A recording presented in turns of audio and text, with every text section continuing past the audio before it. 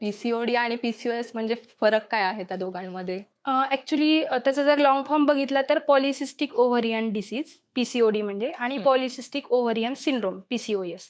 तर आता जे रिसंट जे डेटा आहे किंवा रिसर्च आहे त्यानुसार ह्याचं प्रॉपर जे नाव आहे ते पीसीओएस असायला पाहिजे, पॉलिसिस्टिक ओव्हरियन सिंड्रोम. म्हणजे काय तर ह्याच्यामध्ये एक कुठलं सिम्पटम नसतं किंवा एक कुठला प्रॉब्लेम नसतो, तर एका सिस्टम सोबत बाकीच्या पण सिस्टम अफेक्ट होतात याच्यामध्ये. अच्छा. म्हणजे पॉलिसिस्टिक ओव्हरियन सिंड्रोम खूप साऱ्या सिम्पटमचा तो बंच आहे, म्हणून त्याला आपण सिंड्रोम असं म्हणतो. तर पीसीओएस सांगण्यास अगोदर नॉर्मल सायकल काय असते आपली ते सांगणं गरजेचं राहील, तरच ते समजेल. ओके. तर नॉर्मल मेन्स्ट्रुअल सायकल जी असते तर त्याच्यामध्ये काय होतं, नॉर्मल मेन्स्ट्रुअल सायकलमध्ये आपल्याला माहिती आहे आपल्या ओव्हरीज असतात, 2 ओव्हरीज असतात, राईट लेफ्ट साईडला 2 ओव्हरीज. त्यानंतर त्यांना गर्भनलिका असते आणि युटेरसला ते कनेक्ट होते, म्हणजे जी पिशवी म्हणतात. अच्छा. हां, तर असं स्ट्रक्चर असतं इन जनरल. आणि ह्या ओव्हरीजमध्ये एग्स असतात, म्हणजे अंडी असतात. ती बाय बर्थ डिसाईड होतात. मुलगी जेव्हा जन्माला येते तेव्हाच ते एग्सची त्या मुलीची संख्या ठरलेली असते. आणि मग दर महिन्याला काय होते, जेव्हा तिला पिरियड्स यायला लागतात तर दर महिन्याला त्यातला एक एग्स किंवा एक फॉलिकल फुल्ली मॅच्युअर होतो आणि तो रप्चर होऊन त्याच्यातून एक एग बाहेर पडतो, एक अंड बाहेर पडतं आणि ते गर्भनलिकेतून मग पिशवीमध्ये येतं. सो हे झालं नॉर्मल सायकल. तर आणि मग नंतर डिपेंड्स ऑन मॅरिड आहे अनमॅरिड आहे त्यानुसार मग ते एग जे आहे इन केस स्पर्म आणि हे फर्टिलायझेशन झालं तर मग तिथे तो गर्भ डेव्हलप होतो आणि प्रेग्नन्सी राहते. बट आणि समजा जर प्रेग्नन्सी नाही राहिली तर मग ते शेड आउट होतो तो एंडोमेट्रियमचा तो लेयर आणि मग नॉर्मल पिरियड्स येतात, सुरू होतात. बट पीसीओडी किंवा पीसीओएस मध्ये काय होतं, तर एक जो फुल्ली मॅच्युअर व्हायला पाहिजे फॉलिकल किंवा एक, त्याऐवजी 3-4 किंवा एकापेक्षा जास्त फॉलिकल्स डेव्हलप व्हायला चालू होतात. आणि असं होतं की एकही म्हणजे फुल्ली मॅच्युअर होत नाही आणि मग ते तसेच राहतात, म्हणजे ओव्हुलेशन होत नाही. जो एक म्हणजे फॉलिकल रप्चर होऊन जो एक बाहेर पडायला पाहिजे, जे ओव्हुलेशन व्हायला पाहिजे, तर ते प्रॉपर होत नाही आणि त्यामुळे मग डिलेड मेन्सेस किंवा खूप दिवसांपासून मेन्सेस आले नाही आहेत किंवा दर 3-4 महिन्यांनी येतात, कधी 6 महिन्यांनी येतात, डिपेंड्स. मग ते सिंड्रोम किंवा मेडिसिनमध्ये टर्न आउट होतं. अच्छा. तर पीसीओएस जे आहे सिम्पटम्समध्ये जर बघायला गेलं तर इरेग्युलर मेन्सेस असतात ह्यांचे किंवा डिलेड मेन्सेस असतात. त्यासोबत आणखी नको तिथे हिअर्स असतात. नको तिथे हिअर्स असतात इन द सेन्स यांच्यामध्ये मेल हार्मोन्स जे आहेत, फिमेलमध्ये मेल हार्मोन्सचं प्रमाण वाढतं आणि मेलमध्ये जसं दाढी मिशा वगैरे इकडे येतात तसं फिमेल्समध्ये आपण म्हणतो अप्पर लिप्स येत आहेत किंवा इकडे जो दाढीचा वगैरे जो पार्ट आहे तर तिथे अनवॉन्टेड हिअर्स यायला लागतात आणि जिथे पाहिजे तिथे केस कमी होतात. जिथे पाहिजे तिथे म्हणजे आपली टाळू वगैरे जे आहे किंवा तर तिथे थोडंसं असं टक्कल पडल्यासारखं होतं त्यांना किंवा केस कमी होतात तिथले. त्याच्याशिवाय पिगमेंटेशन असतं, डार्क ॲक्नी, येस ॲक्नी, त्याच्यानंतर डार्क पिगमेंटेशन असतं मानेवर किंवा ॲक्झिला वगैरे अशा पार्टमध्ये पिगमेंटेशन असतं. हे झाले सिम्पटम्स. आपण कसं हे डायग्नोज करतो ते पण तेवढंच महत्त्वाचं आहे.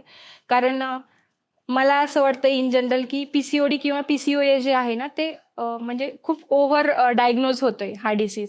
कारण इन जनरल काय करतात पीसीओडीमध्ये, पेशंट येतो किंवा मुली ज्या शाळेत जाणाऱ्या मुली आहेत त्या इन जनरल येतात डॉक्टरकडे आणि असा डिलेड मेन्सेस आहेत किंवा जे पण काही त्यांचे असतील सिम्पटम्स ते सांगतात. मग एक बेसिक सोनोग्राफी केली जाते आणि त्याच्यामध्ये पॉलिसिस्टिक ओव्हरीज आहेत असं सांगितलं जातं आणि तुम्हाला पीसीओडी किंवा पीसीओएस आहे असं सांगितलं जातं.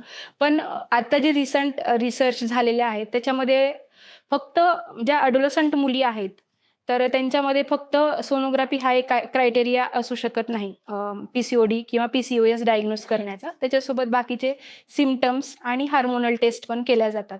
ह्याला कारण का आहे, फक्त सोनोग्राफी का नाही आपण कन्सिडर करत, कारण ज्या अडोलसंट मुली आहेत त्यांच्या ज्या ओव्हरीज आहेत त्याच्यामध्ये मल्टिपल सिस्ट हे म्हणजे त्या दिसणारच आहे. अच्छा. ओके, सो तो फक्त क्रायटेरिया नाहीये. त्यासोबत हार्मोनल टेस्ट आणि बाकी त्यांचे कंप्लेंट्स वगैरे ज्या आहेत त्यानुसार किंवा हिस्ट्रीनुसार आपण ते डायग्नोज करतो. त्यानंतर प्रिव्हेन्शन किंवा कॉजही म्हणू शकतो किंवा प्रिव्हेन्शनही म्हणू शकतो आपण त्याला. तर मी जसं अगोदर सांगितलं तसं ह्या लेडीजमध्ये वेट जास्त असतं 80-85% लेडीज ह्या ओबेज असतात. म्हणजे ही पूर्ण एक चेन बनून राहते. म्हणजे वजन वाढतं, त्यामुळे इन्सुलिन रेजिस्टन्स क्रिएट होतो आणि PCOD होतं. आणि PCODमुळे परत अगेन जे वेट आहे ते कंट्रोलमध्ये येत नाही. सो एक साखळी तयार होते ही, आणि ते ब्रेक करणं खूप गरजेचं असतं. आणि ॲक्च्युली त्याला खूप एफर्ट्स लागतात, पेशन्स लागतात तेवढे, कारण ती लवकर ब्रेक होत नाही. चेनच आहे तर ते एकमेका इंटरलिंक्ड असल्यामुळे ते लवकर ब्रेक होत नाही. आणि PCOD किंवा PCOS जो आहे तो क्युरेबल डिसीज नाही आहे. म्हणजे एकदा आहे कन्फर्म झाले की PCOD किंवा PCOS आहे, तर हा आजार तो लाईफ टाईम आपल्यासोबत राहणार आहे. सो त्याला आपण कंट्रोल करू शकतो. पण म्हणजे कॉम्प्लिकेशन जसे असतात ह्याचे, की इनफर्टिलिटी आहे. इनफर्टिलिटी म्हणजे अशा मुलींना बाळ होऊ शकत नाही वगैरे, असे पण काही मिथ्स आहेत. पण असं काही नाहीये. ज्यांना PCOD किंवा PCOS आहे त्यांना बेबी होऊ शकतं. अच्छा. प्रॉपर जर कंट्रोल असेल PCOS वरती, तर नक्कीच ते म्हणजे बेबी पण होऊ शकतं. ओके, म्हणजे इनफर्टिलिटी हे मिथ आहे, असं होऊ शकतं, म्हणजे कंट्रोलेबल आहे. येस. PCO. पण ते सगळं आपल्या लाईफस्टाईल वरती आहे. ओके. हा डिसीजच लाईफस्टाईल ओरिजिनेटेड आहे. सो आपलं लाईफस्टाईल जर हेल्दी असेल, चांगली स्लीप असेल, बॅलन्स डाएट असेल, फिजिकल ॲक्टिव्हिटी असेल, रेग्युलर एक्झरसाईज असतील, स्ट्रेस कंट्रोल सुद्धा खूप महत्त्वाचा आहे ह्याच्यामध्ये. कारण स्ट्रेसमुळं पण आपला ॲड्रेनालिन रश इन्क्रीज होऊन हार्मोन आणि मग वेट गेन आणि परत PCOD वगैरे हे सगळं ते चक्र चालूच राहणार आहे.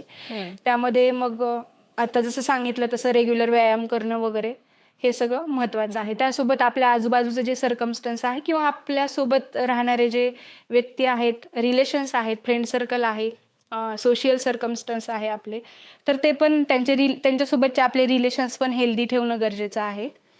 सो हे सगळं करून आपण PCOS ला नक्कीच कंट्रोलमध्ये ठेवू शकतो.